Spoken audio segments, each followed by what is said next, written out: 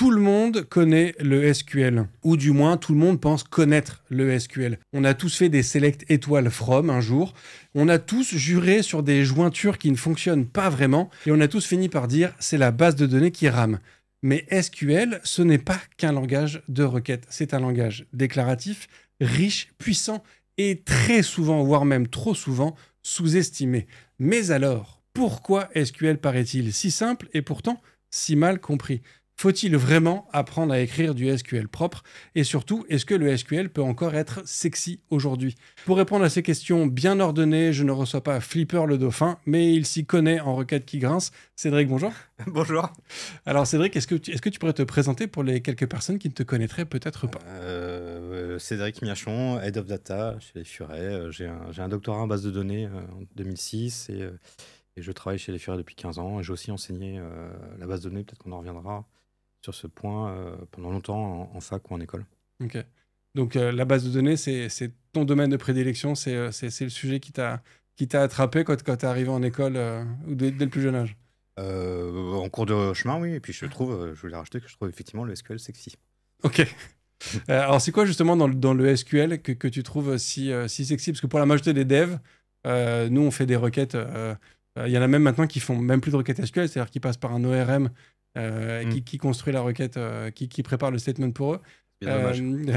Qu'est-ce que toi tu trouves de sexy dans le SQL? Comme tu le disais en introduction, c'est l'aspect déclaratif. En gros,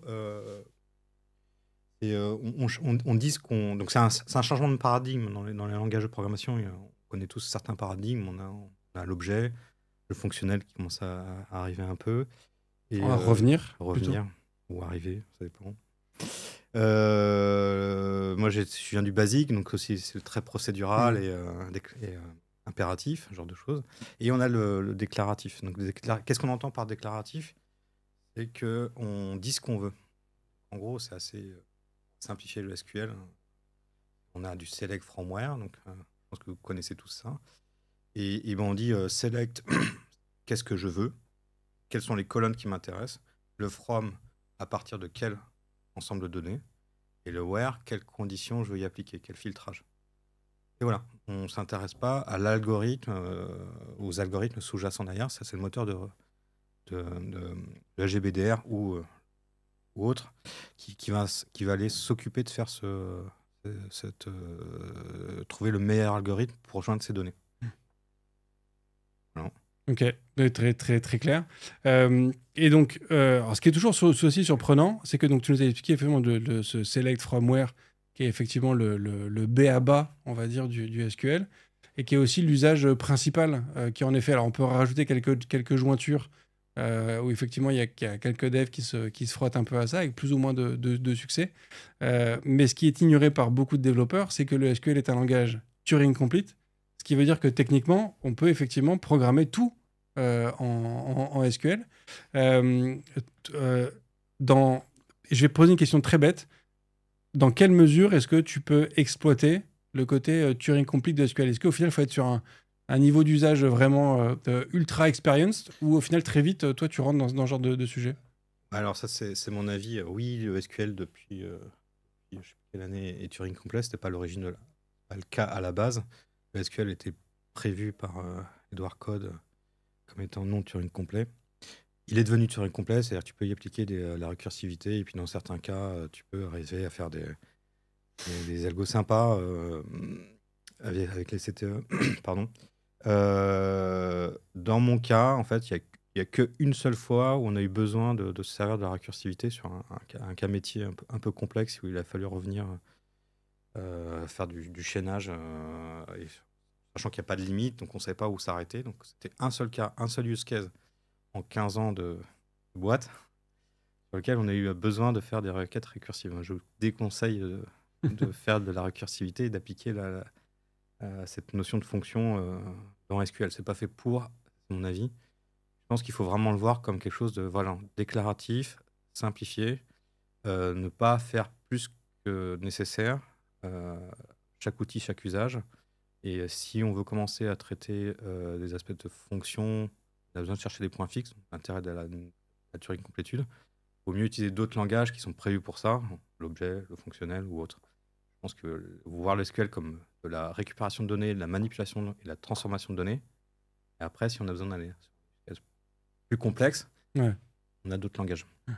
Et est-ce que du coup, sur le fait que toi, en 17 ans de carrière, tu eu besoin de l'utiliser qu'une seule fois, est-ce que ça veut dire que même toi, le jour où tu en as eu besoin, tu as été obligé de te référer quand même à la doc parce que c'était quand même un truc où tu n'étais pas. Ah ouais, c'était compliqué. Pardon, c'était compliqué, ouais. Ouais, c'est aussi intéressant. On apprend tous les jours, donc ça, c'est cool. Et puis ça a marché, on s'est un peu cassé les dents, parce que j'étais pas tout seul. On s'est un peu cassé les dents là-dessus pour faire une enquête assez jolie. Mais bon, c'était plus un exercice de pensée, un exercice théorique. On s'est dit, allez, dans ce cadre-là, ça va être sympa de faire de requêtes récursives. Ouais. On va apprendre. Oui, parce que vous auriez pu faire le choix à l'époque de vous dire, allez, on va passer en Java pour Ouais, faire le traitement. ça va être plus compliqué parce qu'il aurait fallu revenir en arrière. Enfin, Ouais. envoyer la donnée, la retransférer. On va le faire là dans ce cadre particulier. Voilà. Ok. Voilà. Dans le SQL, donc là, tu nous as parlé du select from where, qui sont donc effectivement, comme on le disait, la base effectivement du SQL.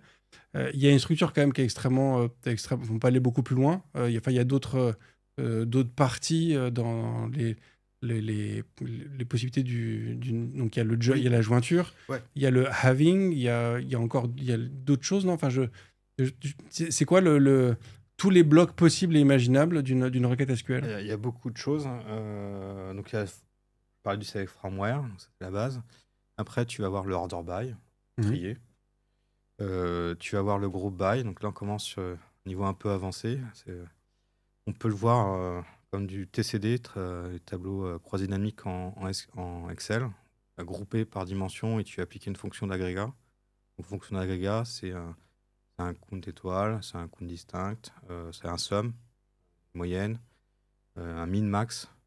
Qu'est-ce que j'oublie? Il y en a quelques-unes autres. Et donc ça, c'est le group by. Donc en gros, c'est je vais avoir, je sais pas, la taille moyenne par genre, et donc je fais un group by au genre, et average la taille d'une personne. Donc là, j'ai ma requête qui fonctionne. Donc le group by, c'est vraiment le niveau un peu avancé déjà. Oui, c'est facile à maîtriser. Mais surtout que ce que tu décris, c'est le group by aussi avec une fonction d'agrégat. Oui. Je pense qu'il y a beaucoup de gens qui utilisent un group by sur un champ. Bon, Tu vois, j'espère pas. Je pense que. Tu peux l'utiliser uniquement dans un cas particulier pour faire du distinct. Faire un group by sans appliquer l'agrégat, ça te fait un distinct. Gros distinct, si tu veux retirer tous les doublons aussi, donc faire un select distinct tes colonnes, et donc magiquement, tu as retiré tes doublons. Tu vas avoir d'autres fonctions. Alors, tu as évoqué le having, mais ça s'applique après un group by si tu veux appliquer un filtre sur le résultat de ton agrégat. Ou tu peux le faire au-dessus en faisant une CTE. Donc, tu crées ta requête à part, tu la nommes, et tu vas y appliquer après un filtre sur le résultat de ta requête. Tu peux le faire en having ou tu peux le faire ailleurs. Un autre niveau. Tu as les jointures, on a parlé, ça c'est généralement la petite douleur au début. C'est le produit cartésien, donc c'est la multiplication de deux tables. Tu as la jointure, donc c'est avec une condition de jointure, donc c'est le produit cartésien où tu vas garder celle dont la condition de jointure match. Donc si tu as une colonne A à gauche, une colonne B, tu veux que la colonne A et B soient la même, uniquement te concentrer là-dessus. Et après, tu vas avoir les semi-jointures qui sont aussi classiques. Donc les semi-jointures, c'est jointure à gauche, la left join, jointure à droite. Le right join, c'est la même chose mais inversée. Et après, tu en as encore plein d'autres. Tu as la full outer join, un niveau très avancé. Mais déjà, la left join est vachement pratique. Ça permet d'avoir les éléments de A qui sont les éléments de B. Quand tu fais un A left join B, ça permet d'avoir dans A les éléments de B qui sont dans A et garder tous les éléments de A. Si tu fais un left A join B, tu n'auras que A et B qui matchent les deux. C'est très simple. Je pense qu'il y en a. Je pense qu'il y en a qui vont hurler. Non, c'est pas ça. Il explique très mal, mais bon. Non, mais jusque-là, en tout cas, pour le commun des mortels, c'est clair. Qu'est-ce que j'oublie et alors, c'était intéressant parce que j'ai réécouté d'autres épisodes, notamment l'épisode de Laetitia Avro, numéro 61.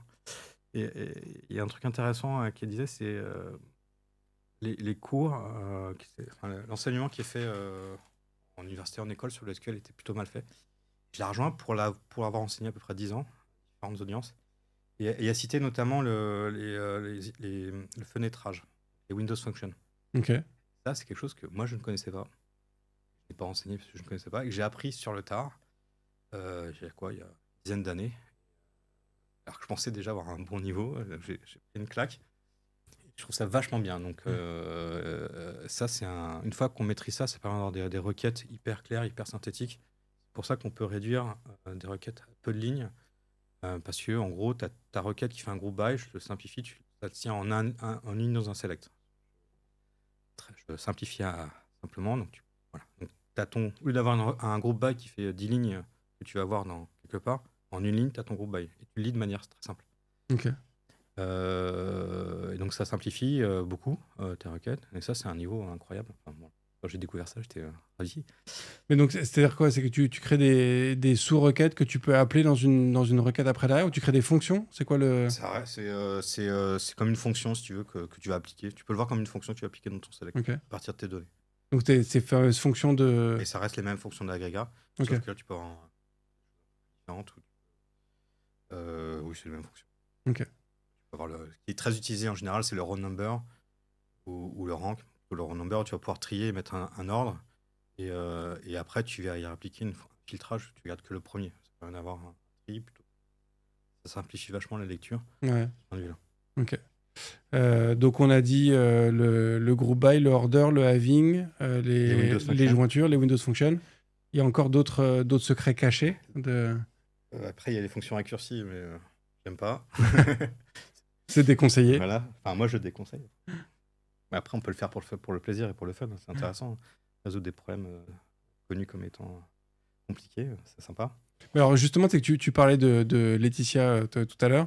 Je pense que tu connais l'Advent of Code. Tu sais, il y a une espèce de calendrier de l'Avent où tu as un problème à résoudre en code chaque jour avant Noël. Et je crois que c'est l'année dernière ou l'année précédente. Je ne sais pas si Laetitia écoutera cet épisode, elle pourra confirmer ou infirmer. Mais il y a une année où elle a décidé de faire tous les challenges en SQL. Trop bien. Donc ça montre, tu vois, la capacité effectivement de ce langage de faire beaucoup plus que ce que la majorité des devs imaginent, quoi. Ouais. Je vais regarder, c'est intéressant. Bah ouais.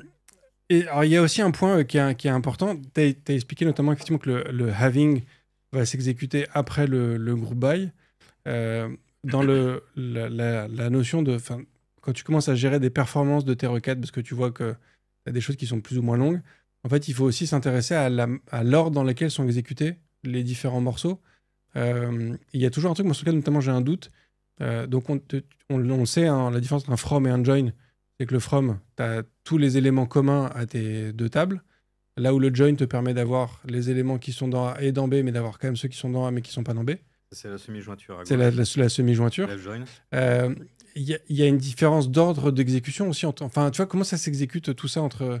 Dans un LGBDR, donc système de gestion de base de données relationnelle, en fait, faut pas que tu t'en occupes. C'est pas... Tu t'en moques. Tu n'as pas à réfléchir à ça. T'as l'optimisateur de requête qui va regarder derrière. Donc, donc c'est un plan de requête. C'est en fonction il y a tout un tas de choses qui... donc ça, c'est vraiment dans la partie base de données administrative, la partie BDA, pardon. Et c'est pas faut pas que tu regardes. Enfin, en gros, faut que tu saches, mais moi, je veux juste ma semi-jointure. Je veux les éléments de A qui sont pas dans B, et pas ça. Après, j'ai répondu à ta question. Et oui, il y a plein de cas où ça marche pas, où on comprend pas, ça dure des plombes, la requête elle est pas optimisée. Et c'est là où tu commences à regarder autre chose. Donc si tu restes dans le système relationnel, la question qui vient, c'est les index, les jointures, ça marche bien si tu as les bons index. Donc si on peut parler un peu en termes d'optimisation, en termes de complexité, pardon, normalement une jointure, si tu as les bons index, en général, ça s'exécute en n-log-n. Ça reste quasi du linéaire. En tout cas, c'est pas du quadratique. Donc ça devrait pas prendre trop de temps. Donc si ça prend trop de temps, c'est qu'il y a probablement pas les bons index. Et là, j'en ai vu des erreurs dans le passé, des gens qui n'ont pas forcément les bons réflexes. Et là, on revient au point de départ, c'est que les bases de données sont pas forcément bien enseignées. J'ai vu une fois quelqu'un qui mettait un index sur chaque colonne, donc ça n'avait pas de sens. Donc non, il y a certaines logiques. Alors, je me rappelle que justement pour Laetitia Avreux parlait de Bah oui, il faut se mettre en forme normale. Il y a les formes normales qui ont été introduites. Donc là, il faut que tes bases de données soient en troisième forme normale. Si tu es en base de données relationnelle, donc les bases de données relationnelles, c'est MySQL, Postgre, Oracle, le serveur, etc. Donc oui, il faut réfléchir à tout ça. Ouais. Alors, parce que ce qui est intéressant sur ce que tu dis, c'est que si je mets un index sur tous les champs de ma base, au final, mes requêtes vont être, si j'ai des jointures, elles vont être toutes plus rapides à s'exécuter, mais chacun de mes inserts et de mes updates vont prendre un temps fou. C'est ça le problème majeur ou tu vois, pourquoi faut pas le faire? Alors, les index, ça prend déjà de la place. Mais Un ça, problème le de place. stockage Oui. aujourd'hui, c'est Oui, c'est- ouais. Mais ça prend quand même de la place. Hmm. Pourquoi faut pas le faire? Parce que, enfin, après, c'est toujours pareil, il y a toujours des use cases où ça pourrait être le cas. Cette table, elle a que 2 colonnes, peut-être. Non, parce que les index, en fait, tu as une question de sélectivité.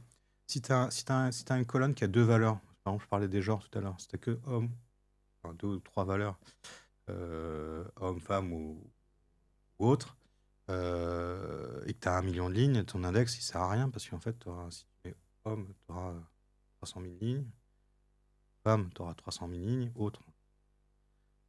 Un nombre incroyable, donc en fait, il sert à rien ton index.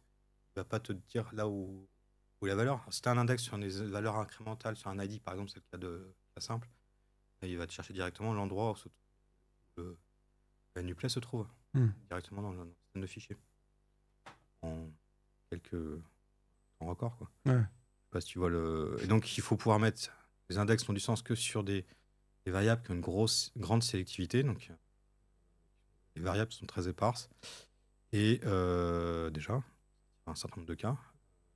Par exemple, une date, généralement, ça a vraiment étalé. C'est le cas simple. Voilà. Qu'est-ce que. Mais alors, enfin, je vois effectivement l'intérêt de l'index, mais dans le cas que tu décris, je vois pas le désintérêt de mettre un index partout, au-delà du fait que ça prend de la place. Alors après, c'est le problème des stats des moteurs. Alors, là, tu dépasses un peu mon domaine de compétences. Enfin, ça fait longtemps que je n'en ai pas fait. Mais il faut ton moteur de... Quand tu écris ta requête, un plan d'exécution qui va être défini par ton GBDR. Il va te dire, OK, c'est une jointure, je vais aller plutôt chercher la donnée à cet endroit-là, en existant tel index ou pas, tel algo de jointure, parce qu'il y a des dizaines. Et puis après, donc là, il fait ce choix. Il fait ce choix sans exécuter d'abord, ça n'a pas de sens, il ne va pas tous exécuter pour dire c'est celle-là la meilleure. Il fait évoluer dans le temps, donc il fait des sortes de stats. Les stats, il faut pouvoir les recalculer. Je suis un peu rouillé par rapport à ça, c'est d'il y a 10 ans. Et donc tes stats, il faut qu'elles soient à jour. Et donc, si elles ne sont pas à jour, donc tu auras un problème déjà. Je ne sais plus ce que je voulais dire. C'est sur la multiplicité des index. Qu'est-ce qui se passe quand tu as trop d'index? Et puis après, tu as les questions d'insert, effectivement, comme tu en parlais tout à l'heure, les inserts et les updates ou même les deletes. Ça a un coût. Si à chaque fois que tu insères un élément dans ta table, il faut que tu modifies tous tes index. Ça peut être long et coûteux. Alors, on me confirme dans le live qu'il y a un léger problème de micro. Alors, attends, ce qu'on va faire, c'est que je vais noter le timestamp, juste pour pouvoir après, pour le coup, faire un peu de montage. Tac. Alors, en même temps, non, je peux pas te dire de dire ce que tu veux aux invités parce que je vais bidouiller ton micro. Mais j'espère que ça va se corriger. Tac. Désolé. Qu'est-ce qu'il faut que je fasse? Rien, mais je... Ça faisait longtemps que j'avais pas eu un problème live.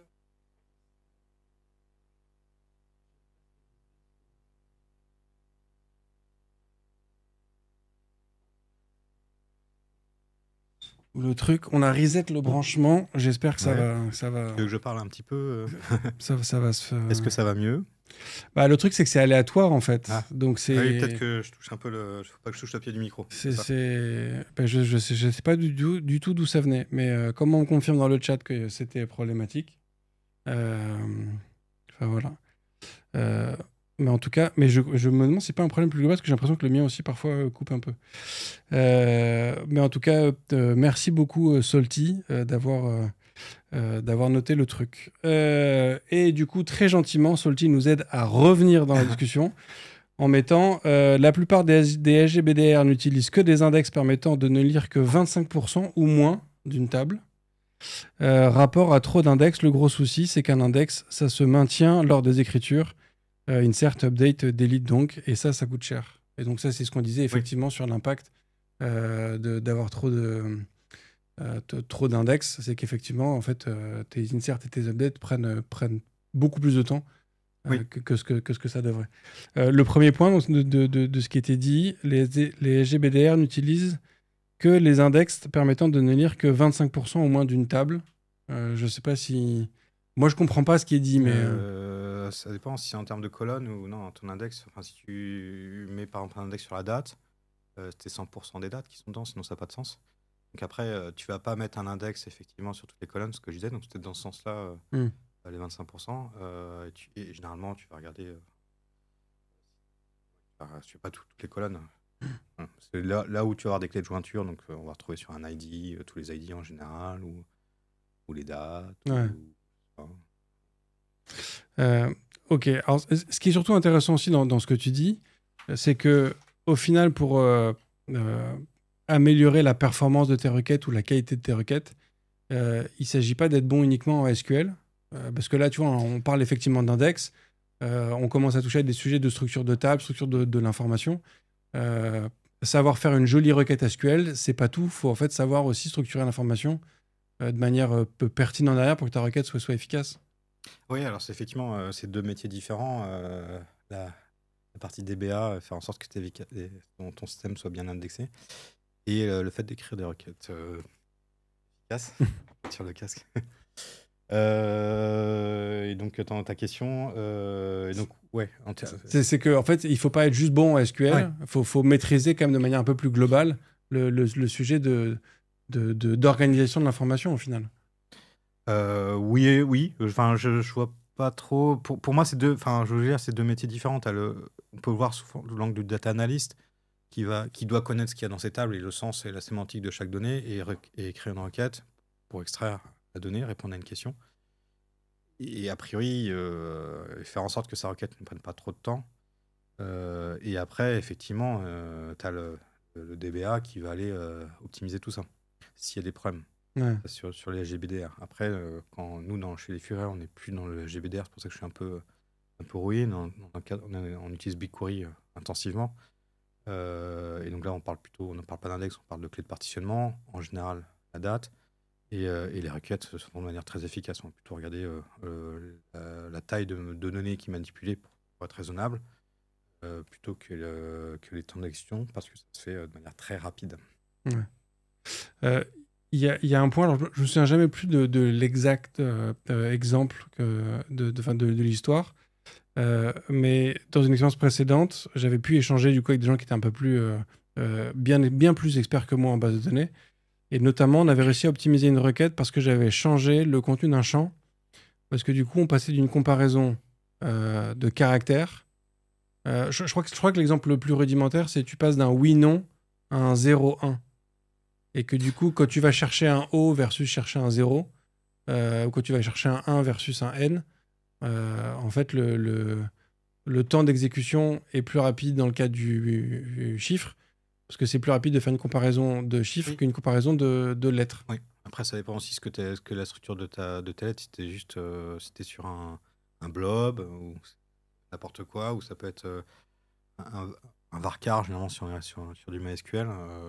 La recherche sur des int sont plus efficaces que de la recherche par caractère, ou voire même un mot. Si c'est oui, c'est compliqué. Il faut regarder le premier, deuxième, troisième caractère, s'assurer qu'il n'y a rien derrière, c'est une qualité stricte.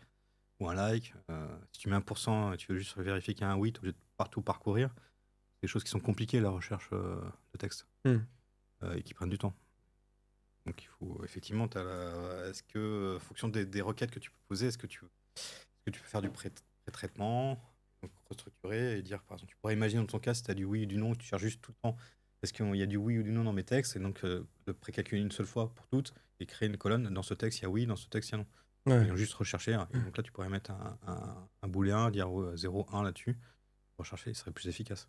Mais donc, tu vois, on revient en fait au fait que pour savoir faire des requêtes SQL efficaces, il faut du coup maîtriser un peu ce qui se passe derrière, en fait, la mécanique qui Oui, est avec. Qui est avec, oui, quoi. oui. Mais c'est pareil aussi avec n'importe quel langage, finalement. Alors, je suis d'accord. Pas au même niveau, peut-être.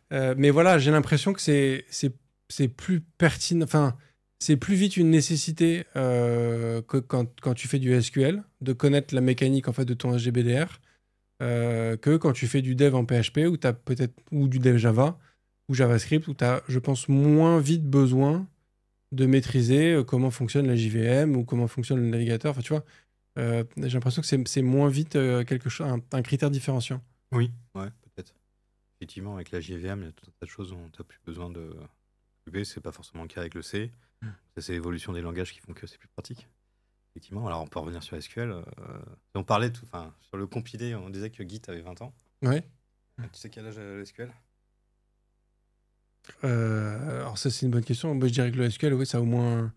Bah, je dirais que ça vient des années 60. Donc, pour moi, on est à 60 ans à peu près. Ouais, 50, c'est 74 le SQL. 74, donc Ouais. c'est quand même plus jeune que... Ouais, ça fait quoi? Ça fait 50 ans, ouais, 51 ans. C'est pas mal, hein? Ouais. Une dame vachement sexy, 51 ans. Et modèle relationnel, c'est les années 70 par Edward Code, Eddie Code. Ok. Et donc, oui, bah, effectivement, il y a eu des évolutions depuis, hein, parce que c'est très basique. Et genre, je sais plus pourquoi on parlait de ça. Sur l'évolution, oui, bah, il y a besoin de comprendre le modèle relationnel, effectivement, comment ça fonctionne derrière. Mais dans les cours qui sont enseignés, on n'apprend pas juste le SQL pour le SQL, on te donne aussi l'index. On n'a pas parlé, mais aussi l'index étrangère. Donc, Je crois qu'il faut que tu te rapproches de ton micro. Pardon, merci. Je disais quoi? Il y a les index, parce qu'on parle des index, il y a les index primaires, les index secondaires, il y a les clés étrangères, il y a quoi? Il y a tout il y a la mise en forme normale, les différentes formes normales à prendre en compte dans ton schéma de base de données. Ouais. Voilà. Ce qui est intéressant aussi dans cette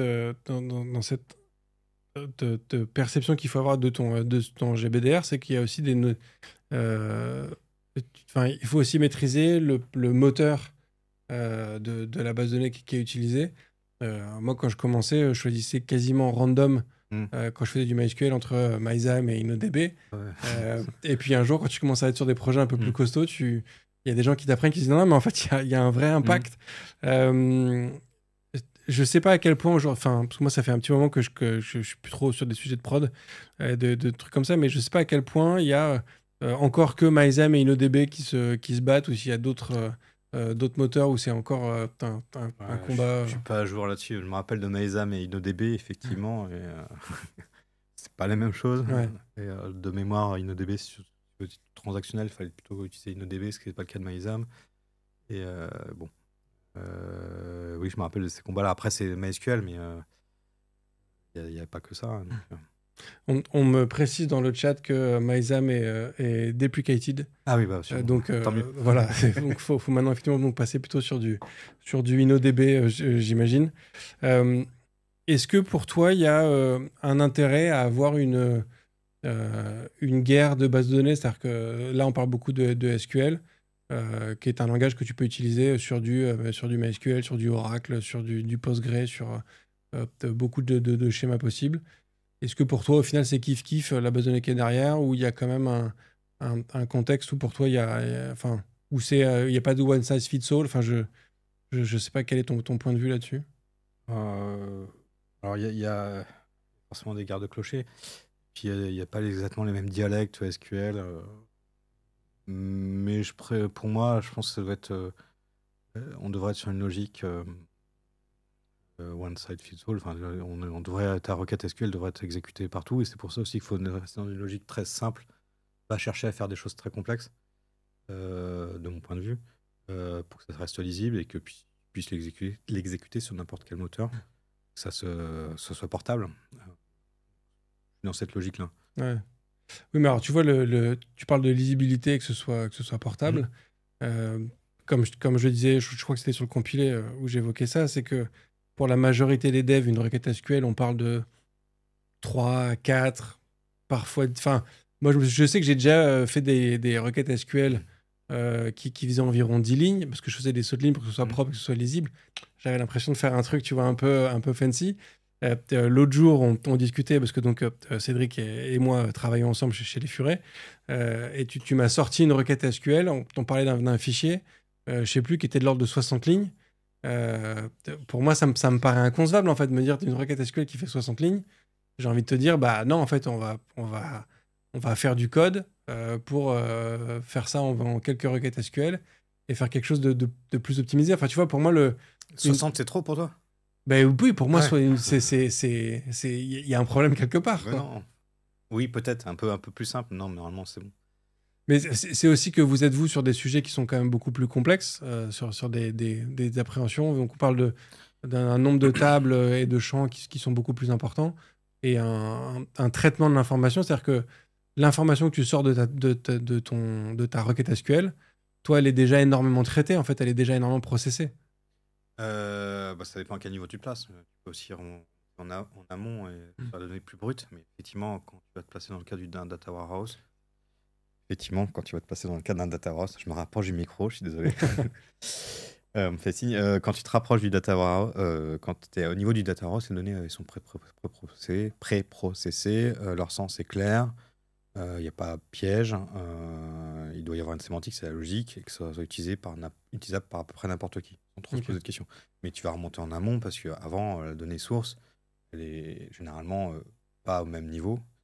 Et donc, tu vas à ces différents niveaux. Si tu mets d'un point de vue du data analyst, le data analyst va juste requêter le data warehouse où les données sont claires. Et donc, je me rappelle de ta question. Non, mais c'est que, en fait, toi, quand tu fais une requête SQL qui, effectivement, va faire plusieurs dizaines de lignes, Ouais. c'est qu'en fait, toi, ta requête, elle fait déjà une grosse partie de traitement de l'information, que ce soit de la mise en forme, Oui. de genre de choses. Là où, effectivement, pour beaucoup de devs, en fait, c'est je récupère des éléments et après, dans mon code, je vais les traiter, quoi. Oui. Et oui, mais après, a priori, ce que tu peux faire en SQL, tu peux le faire dans n'importe quel langage. Tu peux très bien te servir de SQL pour générer un CSV quelque part. Et après, tu te débrouilles et tu vas manipuler les opérations de jointure. Mais là, il faut que tu fasses toi-même tes jointures, faut que tu les recodes. Les égalités, faut que tu le recodes. Tu pourrais imaginer. Si tu n'es pas à l'aise avec du SQL, autant le faire. Mais là, tu vas avoir ton code Java qui va pas faire 60 lignes, hein, il va faire beaucoup plus. Oui. C'est en Java. Donc après, on pourrait comparer, on pourrait faire l'exercice, ce serait intéressant. Et peut-être que tu te diras, ok, effectivement, mes 60 lignes, en un coup d'œil, quand tu es habitué, c'est toujours pareil, paraissent plus lisibles et plus clairs et m'expliquent ce que ça fait, plus simplement, que mon code Java. J'ai du mal avec Java. Pourtant, j'en ai fait. Mais... Ouais. Et alors, quand on évoquait tout à l'heure en début d'épisode les ORM, où tu me disais quel dommage d'avoir des devs qui ne font plus de requêtes SQL. Est-ce que c'est pas aussi une conséquence ou un symptôme du fait que SQL en fait est un langage qui est beaucoup plus puissant ou profond que ce que la majorité des gens l'utilisent réellement? Ce qui veut dire que ça ouvre aussi la porte. Quand tu le fais mal, on peut parler bien évidemment d'injection SQL, hein, qui est aussi un des premiers gains en fait, pour les ORM, et de manière un peu plus globale. Comme c'est un outil qui est extrêmement profond, que les gens le survolent, l'ORM, c'est un moyen de s'assurer que les gens ne font pas n'importe quoi dans ce contexte-là. Est-ce que pour toi, c'est une disparition d'une connaissance nécessaire ou c'est plutôt une bonne chose parce que tu voyais qu'en fait, les devs Java, PHP ou autres faisaient en fait des requêtes SQL qui étaient de toute façon une aberration? Non, c'est pas forcément le cas. Alors, pour le dernier point, non, je vois des devs qui font des bonnes requêtes SQL. En fait, ils n'ont pas non plus en général besoin de faire de très très grosses transformations, et donc tu peux juste récupérer les éléments qui t'intéressent parce que généralement ça a été travaillé, transformé et mis à disposition dans un data warehouse ou un peu plus en amont. Ça, après, c'est toujours pareil, ça dépend de ton usage. L'ORM, j'en ai jamais eu usage, donc de mon point de vue, personnellement, j'ai jamais codé avec un ORM. Après, tout le monde fait, les gens font ce qu'ils sentent le mieux, quoi. C'est un peu dommage parce qu'après, quand on a besoin de comprendre la requête, la débugger, les rares fois où j'ai eu besoin d'aller regarder, je comprenais pas grand chose à la requête qui était de sortie. Donc ça a peut-être évolué depuis, mais c'est toujours un peu dommage pas trop comprendre. Et donc autant la réécrire de visu. Alors, et pour les problématiques d'injection, ben, oui, peut-être. Hmm. Pareil, en fait, on peut se prévenir de manière différente. Voilà.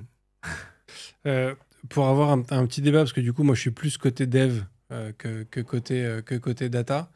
Est-ce que tu penses que... Tu vois, moi, j'ai eu une période où je virais toutes les clés étrangères Voilà. de mes bases de données dans ma logique qui était que ce genre de contrainte, elle doit être portée par le code, là où est la logique métier.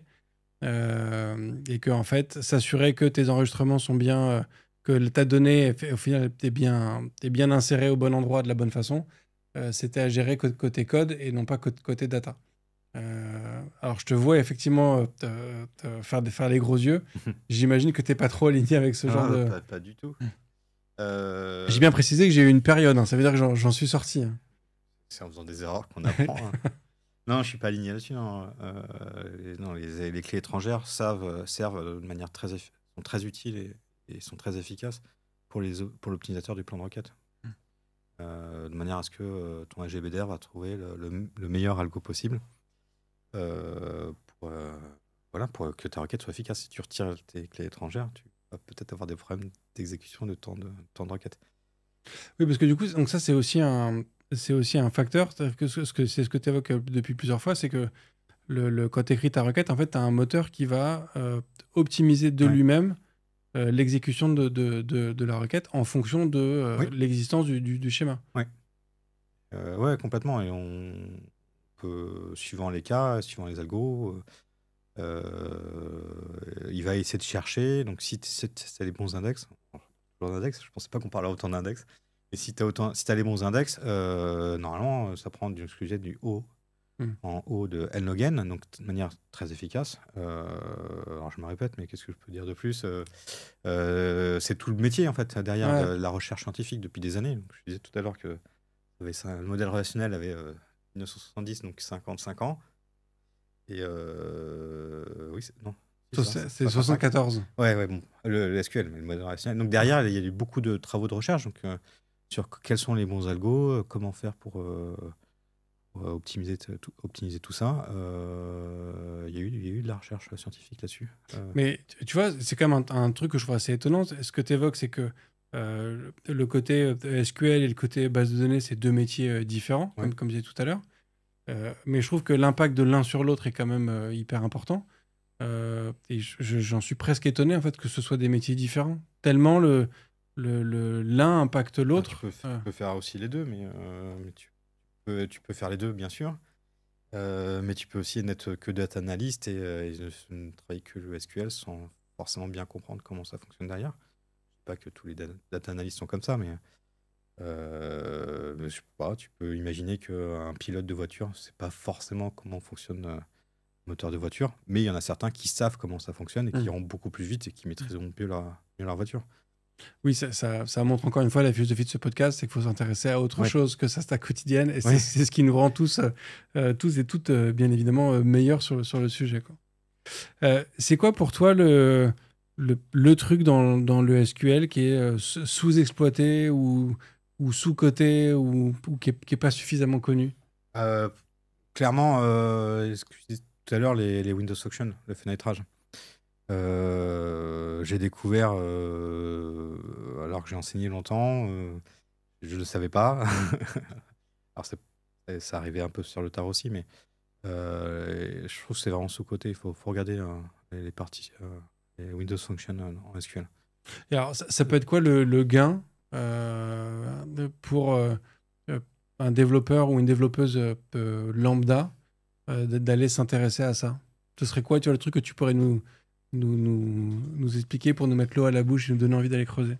Alors, moi, je pense que c'est déjà une question de lisibilité. Je pense qu'on est tous dev, on adore avoir du code lisible, clair, et on a tous expérimenté qu'on se replonger dans son propre code 1 an, 2 ans, 3 ans après, et de râler et de rien comprendre à ce qu'on a écrit.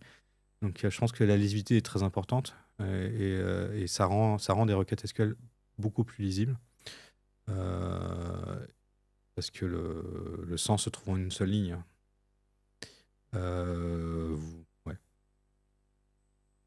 Ce que je pourrais dire d'autre là-dessus. Bah, en fait, moi, je veux bien creuser un peu ce sujet Ouais. parce que autant la partie function, Ouais. je vois à peu près ce que ça peut être, mais le côté window, j'ai du mal à comprendre c'est quoi la différence entre une window function et une fonction traditionnelle telle qu'on le ferait dans n'importe quel autre langage.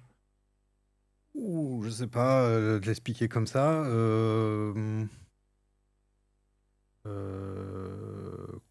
Je sais pas trop quoi dire là-dessus. Comment je peux te l'expliquer? Effectivement, tu peux le voir sous forme de fonction appliquée à l'ensemble de tes données qui sont traitées en cours, ta table. Généralement, quand tu appliques un where, tu fais avec from where, le where, ça s'applique après. Ouais, je fais une digression, c'était intéressant. Un des problèmes du select from where, qui rend peut-être aussi les choses un peu compliquées, c'est que ça s'exécute pas dans l'ordre. Quand on le réfléchit, pas dans le même ordre. Donc en fait, on parle de select from where, mais le select, c'est un peu ce qui s'applique en dernier. C'est le résultat, ce que tu dis. Le résultat que tu veux, tu le mets en premier. Hmm. C'est plutôt logique de l'avoir en dernier. Et le from, hein, qui serait à partir de mes données, d'ailleurs, from à partir de, tu devrais l'attendre en premier. On pourrait plutôt avoir un from where select plutôt. Donc à Ouais. partir de mes données, j'applique un filtre et je veux ça. Donc ça, c'est peut-être aussi une explication de pourquoi on peut avoir du mal à bien voir. Et puis pareil, après, sur les group by, les orders, des fois, on peut ne pas forcément comprendre et qu'on n'a pas la logique, on ne l'a pas acquise, on peut s'y perdre. Et donc sur les Windows Functions, il faut le voir, non pas sur un where qui va s'appliquer un peu en dernier, mais directement sur cette structure de données en cours, je veux y appliquer une fonction d'agrégat et retourner une réponse. Ok. Et tu as évoqué tout à l'heure les clés de partition. En BigQuery. Alors ça, pour le coup, moi, je connais les clés d'index, mais c'est quoi une clé de partition? Alors, BigQuery, ce n'est pas un GBDR. Donc, Ok. le GBDR, donc tu as des index, c'est la façon simple de le voir, où en fait, à l'origine, chaque nuclé est enregistré dans des fichiers disques, où ton index, il va aller te permettre d'aller te dire précisément où est ce fichier disque, pour aller le recharger rapidement. Après, il y a tout un tas d'optimisations de cache là-dessus. Donc, on n'est pas dans ce cadre-là sur BigQuery. On est plutôt dans une logique, je vais tout charger. Ok. Donc, si tu fais un select where id égale 1, tu t'attends dans un GBDR qui va ne chercher qu'un seul enregistrement. Mais BigQuery, non, il va aller tout lire. Et après, il applique le filtre. C'est sous forme de colonne. S'il n'y a pas la partition sur l'ID, tu pourrais mettre une partition Ok. sur l'ID. Donc en général, ce qui est plus simple dans un cas pro, chez nous, c'est de mettre une partition sur la date. Et donc en fait, il va y avoir des gros fichiers stockés par date. Quand tu mets à mettre la partition la date, un fichier par date, manière de le représenter. Et donc quand tu mets une date, au lieu d'aller chercher toutes tes données, tes gigas, tes terras de données, il va juste aller chercher le fichier. Donc tu as 3 ans, donc tu auras juste 1 pour 1000 de tes données. Ok. Et donc ça, c'est dans le cadre précis de BigQuery. Ouais, C'est pas le Et cas donc, de tous les. et donc c'est important de bien mettre des partitions parce que comme tu payes à la lecture des données, 1 Tera, c'est pas la même chose qu'un giga, c'est 1000 fois plus cher. C'est intéressant de faire attention à ça. Ouais. Alors justement, c'est intéressant que tu parles de BigQuery parce que un des points que je voulais évoquer sur la fin, c'était effectivement le passage au NoSQL. On voit de plus en plus de technos de base de données arriver qui essaient de s'extraire du langage SQL et de proposer du coup des outils de requêtage un peu différents. Où tu fais ça avec un objet JSON où tu vas mettre un ensemble, enfin tu vois, où tu n'es plus sur du SQL en tant que tel. Est-ce que pour toi c'est une évolution logique parce que la même manière qu'on est passé de langage de plus en plus orienté objet, de plus en plus haut niveau, on a besoin de s'extraire de ce côté très procédural du SQL pour revenir à quelque chose d'un peu plus... De mon expérience, j'ai l'impression que ça restera longtemps. J'ai eu plusieurs choses. Quand j'étais en thèse, je travaillais sur la transformation de documents XML. Et donc à l'époque, il y avait un langage, on avait du XPath et du XSLT. Et pour transformer tes documents, c'était pas du SQL. Et donc il y avait déjà à ce moment-là une logique, non, on va faire du SQL, on n'y comprend rien. SQL-like qui était le XQuery. pas trop marché. Je me rappelle de Cassandra, si on a un peu travaillé là-dessus, et pendant tout un temps, Cassandra était difficile à utiliser s'il n'y avait pas le CQL, qui était le Cassandra Query Language, c'est très proche du SQL, même veine. Et BigQuery marche très bien aussi aujourd'hui, parce que je pense qu'il y a le SQL, ça parle à tout le monde, les gens ont été formés sur le SQL, la plupart des devs, et que ça simplifie vachement le requêtage. Ouais. Donc je pense que le SQL a de longs jours devant lui, et qu'on n'est pas prêt de l'arrêter. Sous réserve qu'on reste dans un monde où ce sont des êtres humains qui ont besoin d'écrire des requêtes, des requêtes pour aller chercher de l'information. Là où demain, peut-être on n'aura plus besoin d'écrire sa requête et qu'on l'exprimera à l'oral et que la requête elle sera faite. En fait, on verra pas du tout comment ça marche. Et ce sera une autre façon de faire, quoi. Peut-être. Très bien. Écoute, merci beaucoup Cédric pour cette conversation autour du SQL. C'était passionnant. Pour terminer, j'aurais 2 dernières questions pour toi, qui sont les questions rituelles du podcast. La première, c'est est-ce qu'il y a un contenu que tu souhaiterais partager avec l'ensemble des auditeuristes ? Je sais pas trop, effectivement. Je pense qu'il y a un livre qui m'a un peu posé la question. Il y a un livre de SF que j'ai toujours aimé, et j'ai même relu plusieurs fois depuis que je suis tout petit. Et c'est Le fleuve de l'éternité de Philippe José Farmer. Je pense qu'il est sous-coté. Et je rêverais d'en voir une série Netflix, d'ailleurs, basée sur ce livre. Donc, si vous ne connaissez pas, allez le lire. Il y a 5 ou 6 tomes. Voilà. Très bien. Eh bien, écoute, on mettra le lien, bien évidemment, en description. Et la dernière question, qui est de loin la plus importante de ce podcast. Tu es plutôt espace ou tabulation ? Espace. Très bien. Merci beaucoup, Cédric. C'est moi. Et merci à tous d'avoir assisté à cet épisode. Voilà, j'espère que vous a donné envie d'aller faire un petit deep dive sur le SQL, parce que qui est quand même un langage assez formidable et qui permet de faire beaucoup de choses. Allez creuser donc ces fameuses Windows Functions qui vont vous permettre de faire peut-être plus de choses dans votre requête SQL plutôt que de le faire en code derrière. Donc c'est toujours intéressant et ça montre bien qu'il faut savoir s'intéresser à autre chose pour être toujours plus efficace, meilleur et apporter des solutions qui ont plus de valeur. Je vous remercie aussi, comme toujours, de partager ce podcast autour de vous. Je vous souhaite une très bonne fin de semaine. Je vous dis à la semaine prochaine. Et d'ici là, codez bien. Merci d'avoir écouté cet épisode de If This Then Dev et merci à toute mon équipe de Cosa Vostra à la production de cet épisode. Merci aussi à Alan, Ada, Linus, Bill, Steve et Steve de nous avoir ramenés jusqu'ici. Si ce podcast vous a plu, committez-vous en vous abonnant, déployez-le autour de vous et vous pouvez aussi nous faire une petite code review en nous laissant 5 étoiles sur votre plateforme de podcast préférée. La conversation continue bien sûr avec vous sur Twitter, LinkedIn, Facebook, Instagram, chacun sa techno, @ifthisdendev ou @bibir, B-I-B-E-A-R. Vous retrouverez aussi tous nos épisodes sur notre site ifttd.io.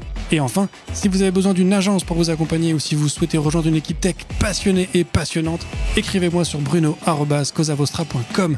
Merci à tous.